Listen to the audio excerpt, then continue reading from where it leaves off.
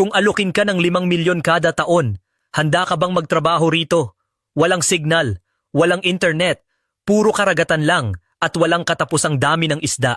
Ganito ang buhay sa isang offshore oil rig. Kahit anong itapon mo sa dagat agad itong pinupuntahan ng kumpol ng mga isda, tirang pagkain, lahat kinakain ng mga isda ng ilang segundo.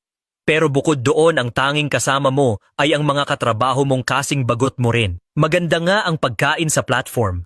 May mga chef na araw-araw nagpapalit ng menu. May mga pasilidad din para sa libangan tulad ng mga bar at gym, pati game room na bukas anumang oras. Ngunit kahit gaano pa ito kaganda, hindi nito kayang palayasin ang matinding kalungkutan, lalo na sa gabi. Kapag ang paligid ng platform ay nababalot ng sobrang dilim ng karagatan at ang tanging ilaw lang ay galing sa mismong rig, lalong tumitindi ang kalungkutan, ang mararamdaman mo parang may kakambal itong kawalan.